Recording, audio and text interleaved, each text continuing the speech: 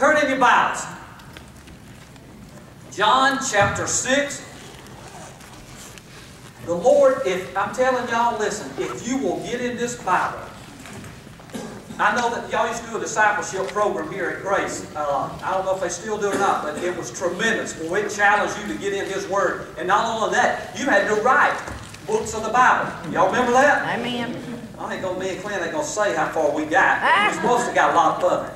But anyway, Dr. Paul Chappell of Lancaster, where Brother Jimmy's son is at, he wrote that material. Well, he's wrote a new book. Now, I wish I would have brought one, but it's Tina's got one real quick. But this right here ain't but about $2 and something at the Christian bookstores. First Steps for New Christians. I'm going to tell you something. This is really the discipleship program in a Sunday school book.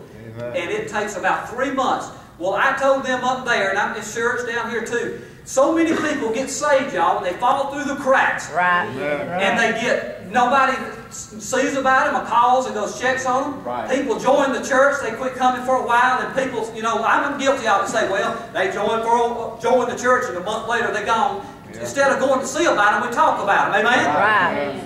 But this right here, I told Brother Freddie Young up there, I said, the church needs something that when people get saved, they get something in their hand and they can learn and get grounded before the devil gets them out of church. Amen. And they back to their old ways again. They never get to live for the Lord. Amen. And this book, y'all, boy, it is good. And Brother, I shouldn't have opened my mouth, but when I did, Brother Freddie said, well, you know what? You're going to teach the class. And so I've been teaching about 28 people, and they're anywhere from teenagers to one lady that is about 80. It's the preacher's grandmother.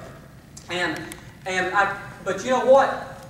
You're supposed to, I told them they're going to start writing their Bible in the book of John, 3 verses a day. That's all I required. It takes all of probably 5 minutes a day.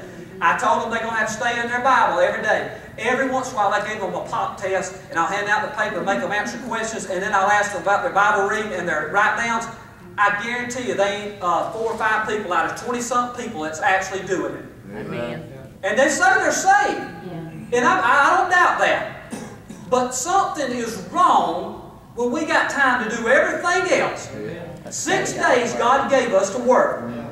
7th day He said we should rest and worship. But you know what? We want to do everything in the world on Sunday. That's right. We want to try to do everything else on Sunday, keep from coming to church or keep from staying in our Bible. Right. And you know what? I don't understand it, because when we get saved, we're supposed to be a new creature. Amen. And we ought to get in this thing. Man, it works. Amen. And I'm going to tell you something. The sermon the Lord gave me that I'm preaching this morning, I was doing my Bible write-downs, and I've never seen this before. The Lord spoke to me in that verse, Brother William, as I was writing it down. I never had seen it before, and I was like, wow. And so when Brother Jimmy called me last night, I had several sermons I had done studied and wrote, and God had given me 2 lately in my Bible write-downs, and I said, man, Lord, please help me, Lord. I don't know which one to preach, what they need down there and stuff. And so I didn't know this morning when I got up which one to preach, and finally I said, oh, I got to get busy. All right. So anyway, if you've been saved, stay in here.